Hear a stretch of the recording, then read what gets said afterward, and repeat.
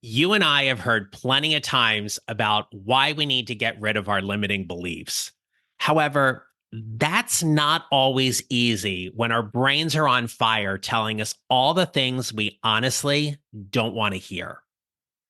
Today's guest knows what it means to be unstoppable and how to build unstoppable teams.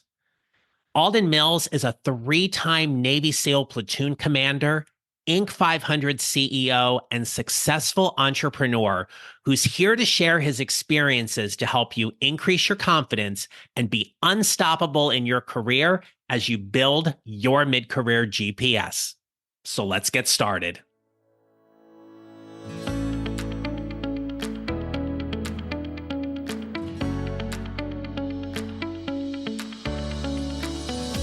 Hello, my friends. This is the Mid-Career GPS podcast, and I'm your host, John Nerrell. I help mid-career professionals like you find a job they love or love the job they have using my proven four-step formula. I want to peel back the curtain on this interview with you for a moment, because before I interview any guest on my show, we have a pre-call. It's a 30-minute conversation where we get to know each other. And if we believe there's a great fit, we'll discuss some talking points for the episode. This is my process. All of my guests go through it. And when I met Alden Mills for his pre-interview call, I was surprised when he told me that a lot of shows don't ask him to do this. And honestly, Alden is fascinating. You're going to hear that in this interview. So why would I not want to talk to him first? But as you listen to this episode, I want to be clear that you will not hear many Navy SEAL stories. Our conversation gravitated to a much larger topic: professional growth and development, what it means to be a great leader and team player, and my favorite part of our discussion, how to build an outcome movie for your career. You see, Alden's philosophy is that he wants to be your swim buddy, which is Navy SEAL speak for your teammate. And he's on a mission to help 100 million people succeed at accomplishing a goal. With over 40 years of success in different environments that range from sports, military, business, nonprofits, and community action groups, he knows the rules for success are universal. It starts with how you lead yourself and ends with how you serve others. Alden founded and grew Perfect Fitness from zero to $63 million in sales, becoming the fastest growing consumer company in America, according to Inc. magazine in 2009. Alden then continued to lead the Perfect Fitness team and grow the company even further after its acquisition. And Alden has created over 40 patents in the consumer sector. Alden is the author of the best-selling books Be Unstoppable, The 8 Essential Actions to Succeed at Anything, Unstoppable Teams, The 4 Essential Actions of High-Performance Leadership, and Unstoppable Mindset, How to Use What You Have to Get What You Want. He is the founder of Be Unstoppable and the co-founder of the Goal Bud app. You're going to love this conversation, so let's get into it. Here is my conversation with Alden Mills. Alden Mills, welcome to the Mid-Career GPS podcast. It is an honor to have you with us today. The honor is all mine, John. I'm thrilled to be a part of this today. Well, I appreciate our pre-conversation and obviously us sitting down today to talk about your incredible life and career story and how that is directly relevant to impact the mid-career leaders and professionals who are listening today. But Alden, I know you've got a mid-career moment, that moment that kind of shaped where your career got you to today. So please share with us, what was your mid-career moment? Yeah, I will tell you, as we were talking, I've had multiple mid-career moments, right? Leaving SEAL team and going into the business world, leaving technology and starting a fitness products company. But my big mid-career moment was leaving a fitness company that I had created over 12 years to go on to the speaking circuit and become an executive coach. And that was a huge moment for me because at that moment, I was a father of 4 children. We're still a father of 4 children. And we had quite a successful fitness products company called Perfect Fitness. And we made, and I say we because I really involved my wife in this, made a big shift to focus on writing, speaking, and coaching. And, at that moment in my life, I was 45 and made that change. You get to that place where you say to yourself, something has to change. Mhm. Something needs to be different. And there is no question you've lived a life of service and you have done some incredible things in your life and in your career. Yeah. What was that moment for you when you sat there and said, I am 100% certain this is the direction my career needs to go in? That's a very powerful question. And I will tell you, John, it didn't come overnight. It percolated over a period of time. And to appreciate this and for all the audience, we had a very successful business doing tens of millions of dollars a year selling fitness products like Perfect Push Up and Perfect Pull Up. And what I started to find was it almost felt like the walls were closing in and that more and more of my day was spent on something I wasn't getting a lot of joy out of. And I knew that there were some areas that when I was in front of an audience and talking about how to inspire them to go beyond what they originally thought was possible, I remember how invigorating that felt to me. And then it was back to the drudgery of, oh, how are we going to deal with more inventory management? Or here's the next widget we had to produce. And that process, I would say, went on for about 3 years. Now, I had been moonlighting on the side. I'd written a book called Be Unstoppable. It came out while I was the CEO of Perfect Fitness. And occasionally people would ask me to come in and say, hey, will you talk to us about this? And as I found myself getting more and more excited about the moonlighting that I was doing and less excited about being in that office space, there became a tipping point. Now, in my particular case, the tipping point came when we had been working for a much larger company. They bought our company back in 2011. I stayed with them for almost 4 years, and then they sold again. And then the new owners came in and were like, hey, just invent faster, do more, do more and more of the same. And I just remember feeling like, okay, now's the time for me to expand. It was a feeling like I was feeling constricted in one place and I wanted to expand in another place. And you brought up another very important word for me, and that's service. And I was really thinking about, okay, where can I be more of service?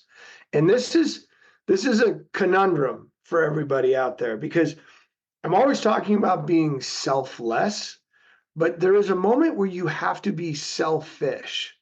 And I like everyone to think of this on a continuity line, right? On one side is selfish, the other side is selfless. But there's this moment where you have to be selfish about what is value for you, what feels good for you. And the more selfish you are on where you feel good in service to others, the more you can be selfless for those folks that you're trying to give the best of yourself. And that process took me about 3 years when I finally had the tipping point, sold the business and said, okay, I'm going to go all in on this. See if we can't get on that speaking circuit, write the second book, and go be a coach. When you were going through these 3 years of figuring out your next career move, how much of your thought process or decision making were you able to rely on your SEAL training to help you make that decision? Because I part of me can't imagine that not being a part of it, but that also may be my own ignorance here. Well, I'll tell you, I wouldn't say my SEAL training really helped me a lot. on making a career move. Yeah. SEAL training can help you a lot on driving to get the objective done, to building out that team. This was a new area here. And I riffed a little bit off of SEAL training, and I'll give you the example. When they drop you out in the woods, and they do this, they'll drop you out in the woods 10 miles from nowhere and say, hey, figure out a way to get back. And here's a map and a compass. When you are using a compass, you have to take 3 different points with that compass so you can triangulate, right? Get into a little triangle, potential area where you are on that map. You need 3 different points to do that. And that triangulation is what I used during that 3-year period. And I did it multiple times. And by the way, this isn't really a SEAL term, but we did it. We had to do land nav. But when people get a GPS reading, you need a minimum of 3 satellites. So, 9 is even better, right? Gets you a smaller and smaller square. And I use that as a metaphor for going around to people that have had experience with me in volunteer environments, working with the school, working with a local church that I get involved in, working with folks at work that weren't directly in my line, working with people that I got involved with in totally different environments to say, hey, and I would literally ask them this question: if I could save your life, but I could only do it using it with the best skill that you think I'm best at, how would I save your life? Ooh. And let me give you an example. For one person, they're like, well, Alden, you'd inspire me to save my life. And this theme of inspire kept coming back. I've done this drill many times, right? And for one was a CFO, and I had that person go around and they'd be like, oh, well, you would analyze to help me save my life, right? Someone else would be like, well, you would project manage to help save my life. But it was this adage like, fish discovered water last. Have you ever heard that term? Where fish are Have swimming not. around all the time and they're like, oh yeah, well, it's like fish discovered water last. Like, we're kind of the last ones to get the memo on, hey, what are we really good at? And sometimes the best way we can feel it is internally through our heart and our gut. And for a lot of people, that's so intangible. They can't really resonate with it because they're all stuck in their mind about, no, society says I should go do this or do that. And so I would use triangulation and multiple forms of triangulation from people in and outside my professional walks of life to help me test what I thought, okay, is this really a good call, or is Alden just on a kind of a fad, like a kick for the moment to go do that? When you think about your strengths and you think about the strengths of the people whom you speak to and you work with, we know that we'll hear people be like, oh, I need to be working on my gaps. I need to be closing this skill gap or everything.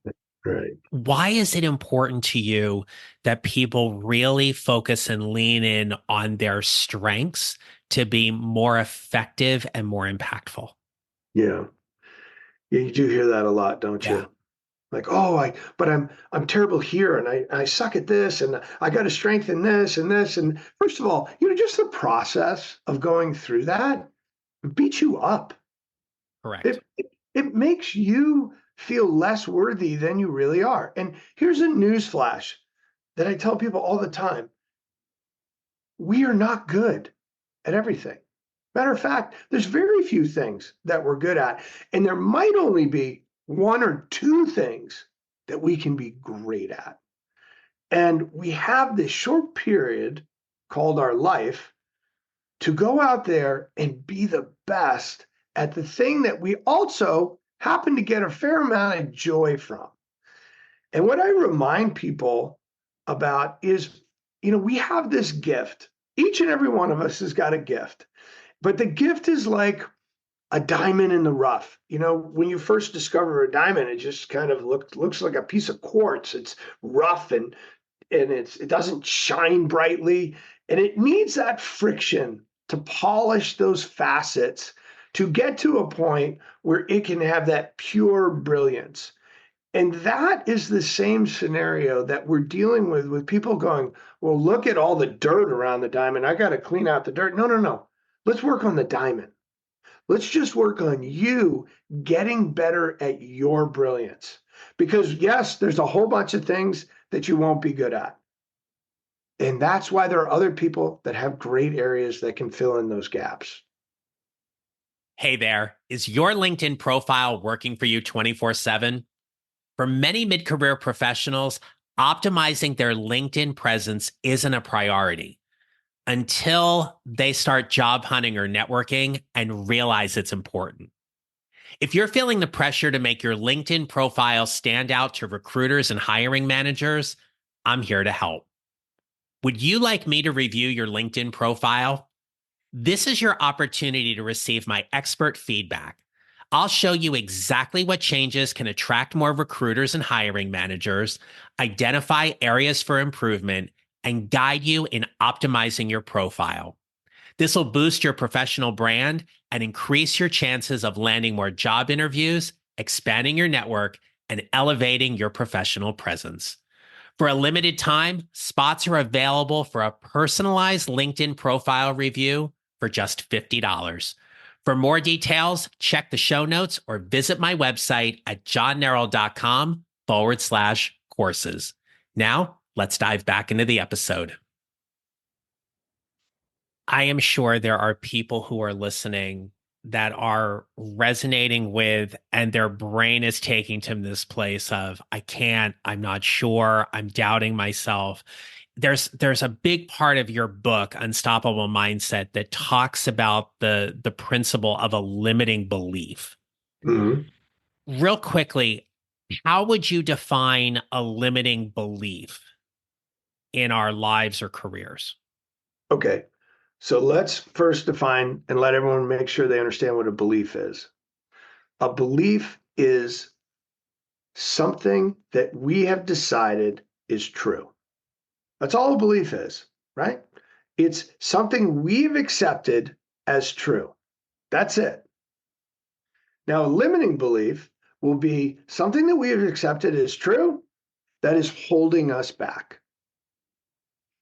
I'm really not that good at public speaking, so I shouldn't even try. Or I've got to wait 5 more years of 5 more sessions of Toastmaster or whatever before I should ever step on stage because I'm just that bad, right? That is nothing more than fear bridling me back, holding me back from doing something that perhaps my heart is saying, go try it. It doesn't matter. They'll give all you got. And that limiting belief shows up for all of us. And beliefs come and go. And it's very important for people to understand beliefs, along with thoughts and where our focus goes, are our three controllables that when we learn how they interoperate, because beliefs lead to thoughts go into the focus, in what I call a focus funnel. We apply energy to that thought, we take an action, we look at the action, and we then give ourselves a reason to believe or not believe that we could do it again. And that's what happens, right? Mm-hmm. It's this loop, beliefs to thoughts to focus and back. We are in control of these beliefs. Now, the key thing is being self-aware enough to understand when are we facing a limiting belief. Because the challenge with a belief is that it acts like a seed that sprouts into a behavior. Well, it's a limiting belief that I'm not good at public speaking. Therefore, I'm not going to take certain opportunities because I'm going to come up with excuses because I'm not ready. And then the behavior turns into a habit. And before we know it, we're doing it automatically. And we're just missing our opportunities for our own mid-career change. I like how you phrase that, because for the people who are listening, who are thinking, it's time for them to start looking for a new job, or they're going to put themselves out there and ask for more responsibility at work. There's a chapter in your book, Unstoppable Mindset, around mindsetting. I want to say it's chapter 3, if I remember correctly, but there's a part in that chapter where you talk about and you reference a part of your SEAL training and you talk about the conversation. And Mhm. you define it as, quote, the internal struggle between believing we can or cannot achieve something. And I thought that was such a brilliant parallel in terms of how we talk to ourselves, and we talk ourselves in or out of doing something based upon a series of circumstances, events, and thoughts that we have. You go on to talk about there's this fear of staying put and a fear of moving forward. And I'm Mm. wondering if you can talk with us a little bit about where a mid-career job seeker might have to manage their brain or their thoughts a little bit differently as they work through their fear of staying put as well as their fear of moving forward. First of all, I'm so glad you read that. Outstanding. And you're exactly correct. We all have this conversation. This conversation is constant, right? I name out a couple of different voices. One is the whiner, and the whiner's the one that's very loud and obnoxious. Like, why do you think you can do this, right? And interjects you with doubt and the fear of failure and embarrassment and looking stupid and not thinking you're good enough. And then the other one is the winner. The winner whispers. It's much quieter and says things like, try again, keep going, get up, you can do this. And you will always have this conversation.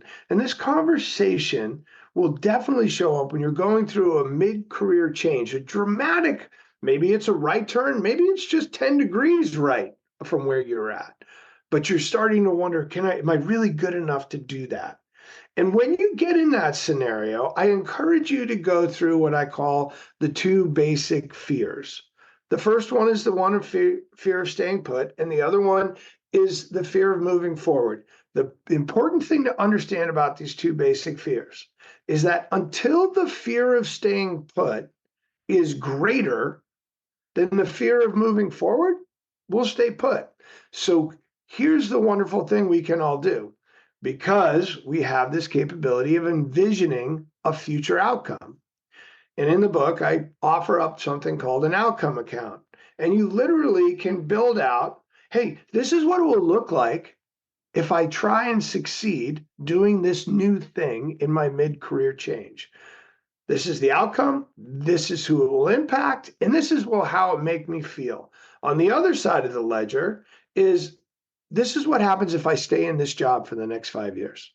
This is who it will impact. And this is, well, how it make me feel. I call that the outcome account, from which you then build an outcome movie, a movie of a future state of allowing your limiting belief of fear to stay put, stay in the career you're in. And okay, what's that look like in 5 years? How does that make you feel? Who in your life that you love does that impact? Well, maybe they're married, maybe they have kids, maybe they won't be able to go to a school, maybe you just come home more and more upset every day. Versus, oh, this is what could happen and all the positive things. When folks do that, it helps with the tipping point between staying put and the fear of moving forward. So what I'm hearing you talk about then is that the onus is on us to dig deep and really spend time on building out that outcome movie to whatever it is we want to create or do in our lives or careers. Oh, it isn't just on us. And this is a really important concept for everybody to grasp. And somewhere along the way, we all miss it. It is your single most important leadership decision. Yes, you, me, everybody listening is a leader. Now, how many people may follow you? That's a different conversation, but it is actually correlated with how you lead yourself. And the more I want everybody here listening to us to embrace the fact that you are a leader. You have to lead yourself to tune in, to listen to this podcast. You have to lead yourself to show up at work. You have to lead yourself to do all kinds of things throughout the day. There is no greater leadership responsibility than leading yourself to decide what you can or cannot do.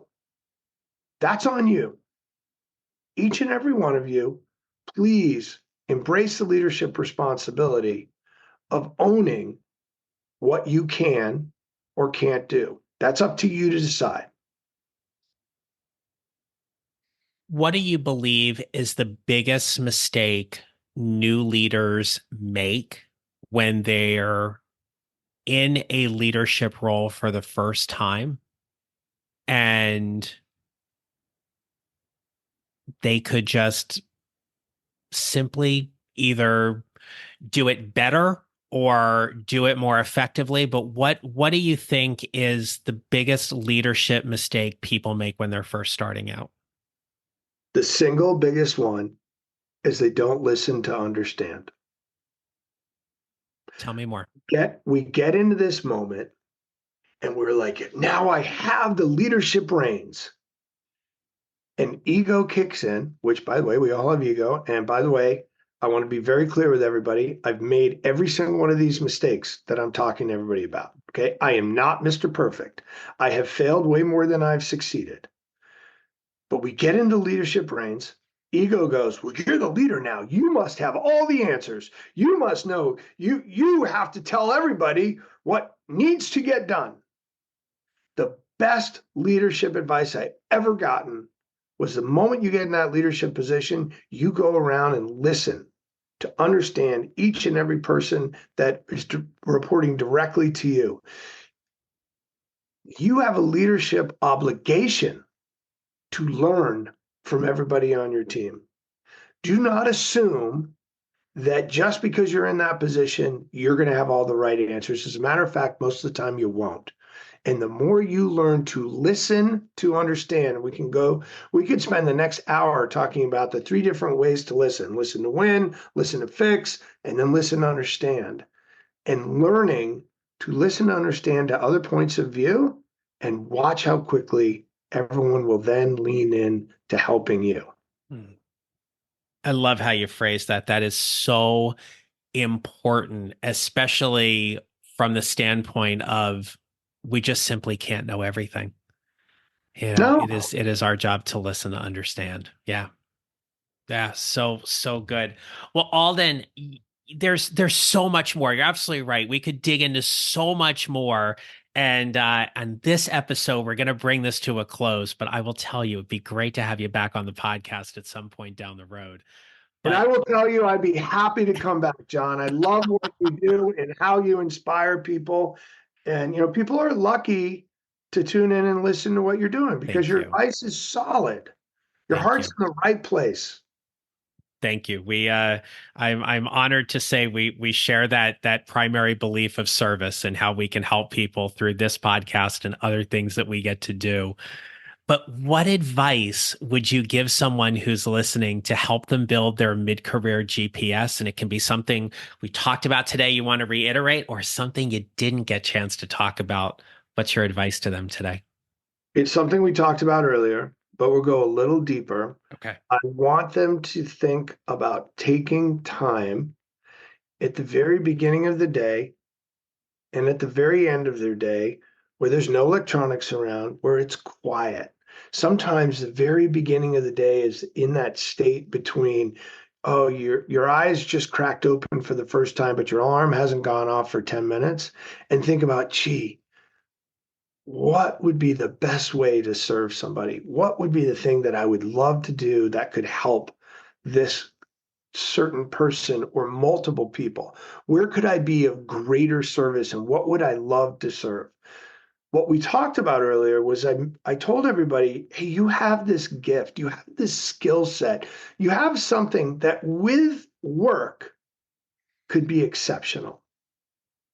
And I promise you, when you take this time at the beginning of the day and the end of your day, thinking about, hey, what would be something I would love to do that would be of service to others. And think about what that action is. I want you to daydream about it. I want you to and then envision it and create a movie around what would it feel like to go do this thing that I could be great at and help other people. That's the space I want you playing in when you're thinking about your mid-career GPS move. I love that. Thank you for that. Well, Alden, if people want to find you, get your book, Unstoppable Mindset, connect with you, I'm going to turn the mic over to you. Please share with us all of the great ways people can connect with you. Well, the easiest way is come to my website. I have a newsletter that comes out monthly. They can sign up for that. It's a free newsletter on all things leadership. I talk about these 3 levels of leadership. You can come learn about it there, but it's all at my website, alden-mills.com. And Unstoppable Mindset, the book, along with my other books, is available at Amazon, Barnes & Noble, all your local bookshops. And certainly we'd love to have a conversation with you. Yeah. I will make sure all of that is in the show notes.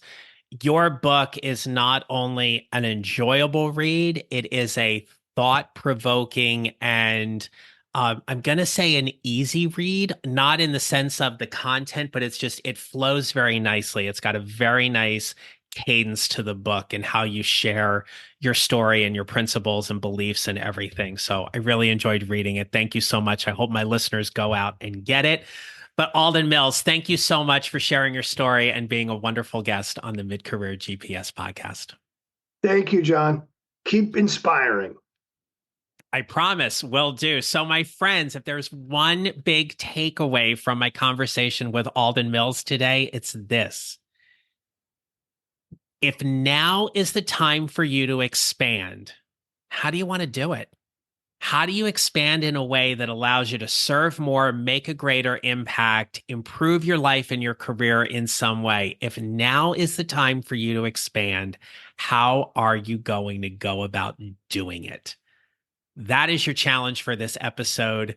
Build the screenplay for that movie that Alden talked about. And until next time, my friends, remember this. You'll build your mid-career GPS 1 mile or 1 step at a time, and how you show up matters. Make it a great rest of your day.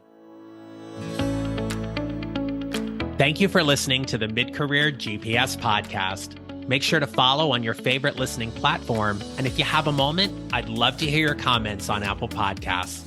Visit johnnerrell.com for more information about how I can help you build your mid-career GPS, or how I can help you and your organization with your next workshop or public speaking event.